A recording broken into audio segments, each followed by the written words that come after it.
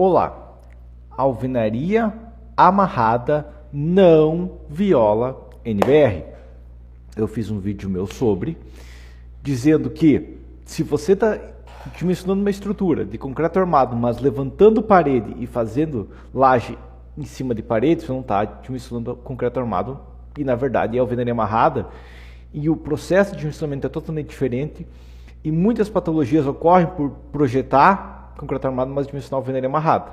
Só que várias pessoas chegaram para mim e falaram: Gilberto, mas é proibido, não pode alvenaria amarrada, não tem que fazer concreto armado, porque a NBR é uma NBR concreto armado, a gente só pode dimensionar concreto armado, e se for alvenaria estrutural tem que ser de blocos.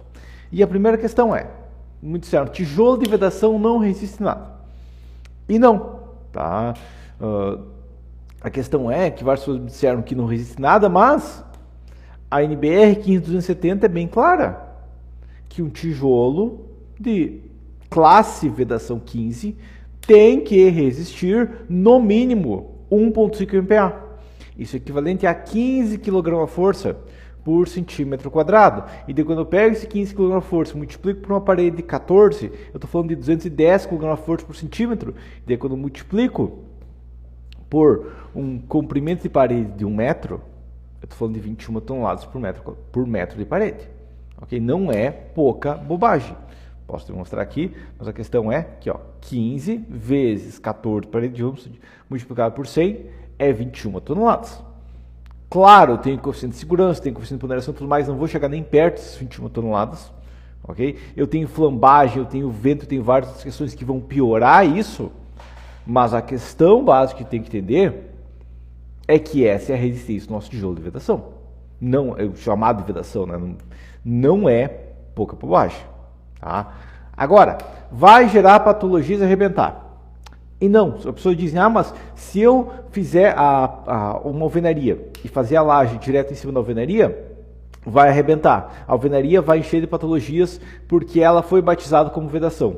E a primeira questão é, isso é falta de conhecimento básico sobre resistência de materiais, porque se a minha parede resiste 15 kg força por centímetro quadrado, colocando os coeficientes de segurança e tudo mais, vai chegar numa resistência bem menor, claro, tá? Mas se a tensão aplicada for abaixo da tensão que ela resiste, com o coeficiente de segurança, por motivos óbvios não vai arrebentar. Isso não é questão de engenharia complexa, é questão de estruturas base. É estruturalmente impossível uma peça arrebentar sem que se chegue numa tensão que faz ela arrebentar. A não ser, claro, uma flambagem por Euler e tudo mais, mas ainda assim, seria uma questão, né, de não tem como eu calcular e dimensionar pelos valores de cálculo, né, e com uma carga menor arrebentar. A não ser que seja calculado errado. A ideia é que um bloco batizado estrutural, que resiste 40 kg força por centímetro quadrado, resiste, fazer um prédio de 4 andares, mas que eu não posso fazer com de 15 kg força por centímetro quadrado uma obra de 1 andar, também demonstra que a pessoa acredita mais em palavra do que número. O que importa em engenheiro tem que pensar em número, porque não importa o número de batismo. O que realmente gera erro, o que realmente gera patologia, é continuar nessa teimosia de calcular a estrutura tudo com concreto armado, e daí chegar lá e levantar a parede e depois fazer a estrutura, englobando a alvenaria. Daí realmente isso aí gera patologia, porque daí a alvenaria vai pegar carga, só que a alvenaria não vai ser verificada, tá? E quando que uma peça pode falhar? Quando ela não é dimensionada. Quando ela é dimensionada, ela tem uma carga excessiva, ela pode falhar. Quando a estrutura não é planejada para aquela carga funcionar daquela maneira. Tá? Inclusive, uma das patologias que mais ocorre é justamente uma baldrame subdimensionada, gerar deformação, gerar recalque excessivo, e aí a estrutura ter problemas, né? De usar baldrame vai deformar excessivamente, vai gerar efeito de arco, a alvenaria vai fechar toda, ou a baldrame distribui a carga de maneira diferente do que a estrutura, digamos, teria se não tivesse uma parede rígida, e aí as sapatas pegar a carga de maneira totalmente diferente e realmente gerar recalque também. Okay? Isso que gera patologia. Não é fazer uma alvenaria que resiste 15 kg força por centímetro quadrado com uma carga de 5 que vai fazer ela arrebentar, porque é impossível arrebentar com 5 algo que resiste 15. Ok? Próxima. É proibido pela NBR, Gilberto. Tá? E primeira questão é, NBR 15575 permite, em casas sobradas de até 6 metros, que viola dimensões de outra NBR. Tá? No nosso caso não é dimensões, está mudando sistema estrutural. Só que aqui entra a questão, o que a NBR também permite, e ela fala aqui, ó, é que na inexistência de norma brasileira de projeto estrutural específica para o tipo de estrutura, e realmente nós temos uma NBR de alvenaria estrutural, mas a gente não tem nada específico de alvenaria amarrada, pode ser aceito o atendimento aos respectivos eurocódigos na última versão. Ou estabilidade de segurança através de cálculos, métodos e ensaios, ok? E aqui entra a questão, a gente vai ver nas ensaios e tudo mais, na verdade a gente vai ter que arrebentar uma pequena parede.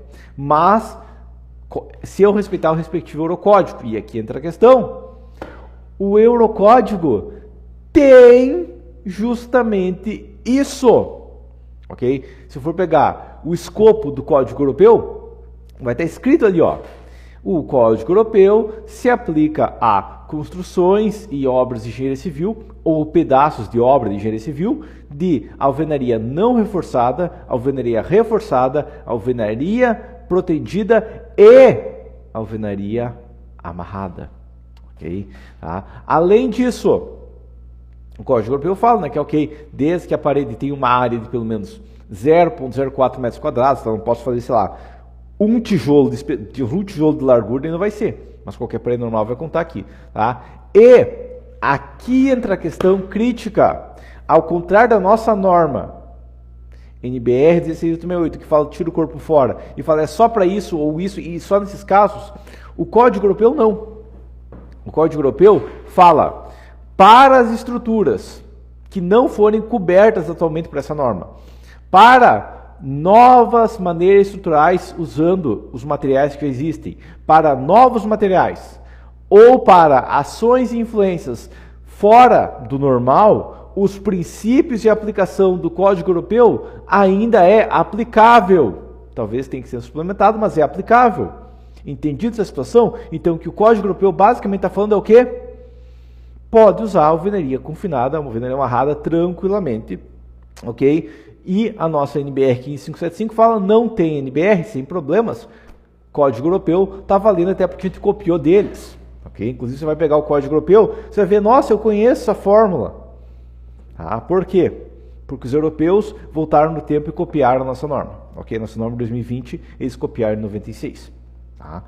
Agora, inclusive o Código Europeu tem, ó, requisitos geométricos e tudo mais, um grupo 4, tá? Eu quebro a alvenaria em 4 grupos, mas o grupo 4 é justamente alvenaria com furos horizontais, que é o que a gente chama do tijolo furado, ok? Inclusive o Código Europeu também aborda bloco de celular autoclavado, ok? Ele aborda pedra, ele aborda vários outros sistemas materiais, beleza? Tá?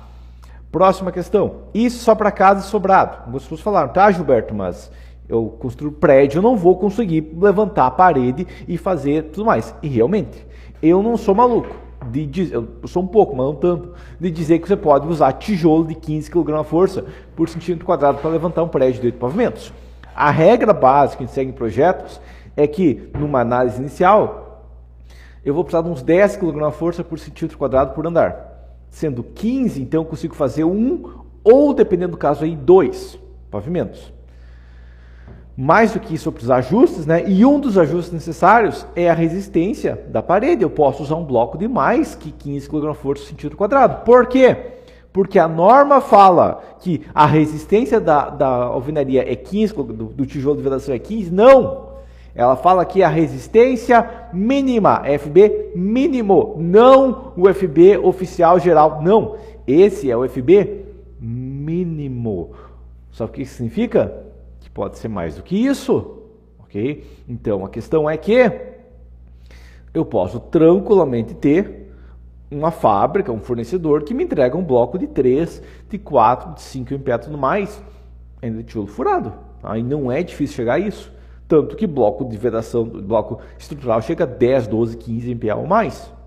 Você tem que ter um controle adequado e tudo mais. Provavelmente tem uma espessura maior de parede, mas essa é a questão.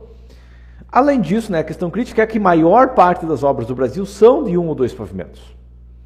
A maior parte das obras são casas, são sobrados. Você chega numa cidade, ok, você olha uma cidade, nossa, tem uns 20 prédios bem grandes, mas uma cidade que tem 20 prédios, sei lá, com mais de 20 andares, você vai ter milhares de casas, ok? Essa é a questão. Então a maioria das obras são de 1 a 2 pavimentos, então não é pouca coisa um sistema que consegue resolver e economizar tanto nesses casos. Próximo, eu nunca falei que tinha que usar tijolo comum. O que eu falei foi que as obras atuais são feitas com tijolo e viga em cima e tampouco se lixando. Não existe motivo lógico pelo qual a gente tem que se limitar a fazer alvenaria amarrada só com tijolo furado. A questão é que, da maneira que é feito atualmente, é feito errado. Geralmente é usado tijolo furado como vedação, em aspas, mas que não é de vedação na prática. Na prática, está se comportando como estrutural. E aqui entra a questão, a alvenaria amarrada pode ser tranquilamente combinada a tijolo maciço. Inclusive, a alvenaria amarrada, a principal aplicação dela, inicial, que foi desenvolvida na Europa e depois foi exportada para vários países, foi justamente dar uma maior resistência a forças horizontais, principalmente de terremotos e explosões, porque isso foi desenvolvido no final da década de 40 na Europa, e você sabe o que estava acontecendo na Europa no começo da década de 40, então naquela época tinha esse risco de explosões e tudo mais, e forças horizontais pesadas, e ela era combinada geralmente com tijolos maciços. Mas também pode ser combinada com bloco modulado, tá? O bloco, que você falar, um bloco de alvenaria estrutural, todo mundo acha, você imagina um bloco de alvenaria estrutural, na verdade que lá é um bloco modulado, ok? Pode ser combinado com pedra, pode ser combinado com bloco de concreto celular ou qualquer outro material que tenha resistência adequada, ok? Eu posso fazer qualquer parede estrutural, a parede que tem resistência adequada, e combinar ela com alvenaria amarrada para ganhar maior resistência a forças horizontais, ganhar maior estabilidade e garantir uma estrutura mais eficiente. Tá? Tanto é que um dos casos, eu já vi, tá? Um dos casos comuns que me aparece é um arquiteto que fez uma parede grossa para burro, sabe? Dois casos que eu tive, uma consultoria que eu tive que fazer revisão esse ano, foi o quê? Foi um arquiteto que tinha uma parede de 30, um arquitetônico, né, com uma parede de 30 centímetros de espessura de pedra. Imagina, uma parede de 30 de pedra. E daí o engenheiro queria embutir um pilarzinho dentro dessa parede de pedra. Por quê? Porque ele achava que tinha que ser concreto armado. E o arquitetônico complicado, e esse complicado, tendo forças horizontais pesadas. Porque o vento estava piorando a estrutura drasticamente. Por quê? Porque ele não tinha de onde tirar a rigidez. Daí eu falei para ele, nossa, você tem uma parede de 30 centímetros, aproveite ela. Uma parede de 30 centímetros de pedra vai resistir, suportar, levantar vários andares em cima. E, no caso, era duas paredes. Então, basicamente, essas duas paredes salvaram a obra inteira.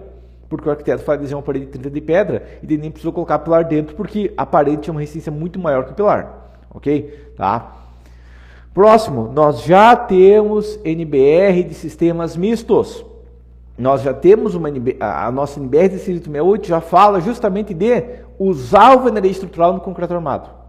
Tá? Aqui eu estou fazendo o contrário, usando concreto armado na alvenaria estrutural. Tá? Mas a questão é, um problema recorrente em obras é que os esforços de ventos deixam a estrutura mais cara. E daí vai lá o apertador de botão, o mesmo que foi lá e rotulou todas as vigas para vento ser um problema, mas fala assim, eu fui lá e eu desliguei vento, e daí a obra ficou de pé sem problemas e reduziu bastante. Eu otimizei a minha obra desligando o vento. Tá? Primeiro, que fazendo um pré-dimensionamento adequado e planejamento dos pontos rígidos, eu consigo economizar muito em relação ao vento, mas se eu puder usar uma ferramenta a mais, se eu puder usar a alvenaria estrutural dentro do meu pórtico de concreto, também é algo extremamente eficiente. Eu já utilizei esses casos e eu consegui reduzir pela metade o gama Z, no caso de 1.10 para 1.05, reduzir pela metade a formação da obra, tranquilamente, porque utilizando parede de contraventamento. Isso pode ser feito, visto que qualquer parede tem uma inércia muito maior que qualquer pórtico.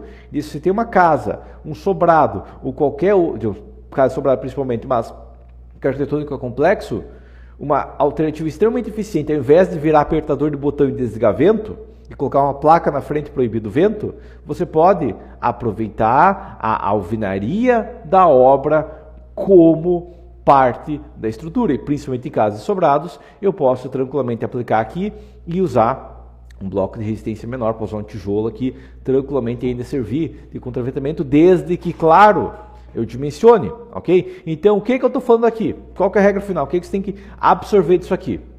Que o que gera patologias numa obra, o que vai ser problema numa obra é você dimensionar concreto armado e deixar executar a alvenaria amarrada e deixar fazer a estrutura de qualquer jeito. Isso vai dar errado. Agora, o que vai dar certo, o que vai eliminar patologias é, ou você decide que todas as suas obras você vai fazer levantando concreto armado primeiro, aumentando drasticamente o custo para a obra de 1, 2, 3 pavimentos, porque não tem motivo lógico de fazer uma obra em uma casa, um sobrado, levantando todo o concreto armado primeiro, tá? Vai gastar muito mais e é muito mais complicado, vai ter que ter uma equipe muito mais especializada, ou você começa a trabalhar com alvenaria amarrada ou algum outro sistema que você consiga levantar a parede primeiro. Qualquer outro sistema de alvenaria estrutural também funciona. Mas, alvenaria amarrada você pode executar em qualquer parte do Brasil e qualquer pedreiro que já pegou um projeto de concreto armado e executou alvenaria amarrada, sabe executar alvenaria amarrada. E se você executar a alvenaria amarrada, e não só executar a alvenaria amarrada, mas dimensionar a alvenaria amarrada como alvenaria amarrada, verificar as paredes, que você tem que dimensionar igualmente, você tem que dimensionar a alvenaria de vedação de qualquer jeito, então eu dimensionar ela como estrutural. Por isso que tu abre de 1 a 2 pavimentos, não vai ser um problema isso. Se você verificar, dimensionar a estrutura, como ela realmente está funcionando, usar uma fundação adequada para a alvenaria amarrada e não usar uma fundação que funcionaria bem se as cargas fossem pontuais, o que não é o caso em obras executadas com alvenaria amarrada, você vai evitar as patologias, ok? Então não vai gerar patologias, você vai evitar patologias se você aumentar a precisão do seu projeto, beleza? Entendido isso aqui? Então, questão final aqui. Dentro do meu livro da alvenaria amarrada, eu demonstro como utilizar, justamente dimensionar esse sistema, como detalhar também como executar esse sistema. E no meu curso de alvenaria estrutural também, tá? Lembrando que o meu conteúdo não é limitado a tijolo de furo horizontal, porque a alvenaria amarrada não é limitada a tijolo de furo horizontal. Para demonstrar aqui, tem uma parede de tijolo maciço, de alvenaria amarrada. Aqui tem uma parede de blocos de alvenaria amarrada. Muitas vezes eu não tenho modulação adequada, não tenho bloco 34 na região, não tenho bloco 54 na região. Isso tem modulação 39 e uma opção eficiente é misturar o concreto armado aqui e fazer a alvenaria amarrada. Aqui tem uma parede de sacos de terra compactados que também funciona como alvenaria amarrada, ok? E tem várias outras questões que a gente pode usar, como falei, pode usar bloco modulado, pode usar tijolo maciço, pode usar pedra, pode usar bloco de concreto celular, que, dependendo da espessura tudo mais, além de ser mais leve, ele consegue ter uma resistência adequada para uma obra de 1 ou 2 pavimentos, ou qualquer outro material que tenha resistência adequada, beleza? Mas por enquanto seria isso então, lembrando que vou deixar aí embaixo o link do meu livro da alvenaria amarrada e vou deixar também o link de alvenaria estrutural, onde eu abordo vários tipos de paredes diferentes, beleza? Mas por enquanto seria isso e até a próxima.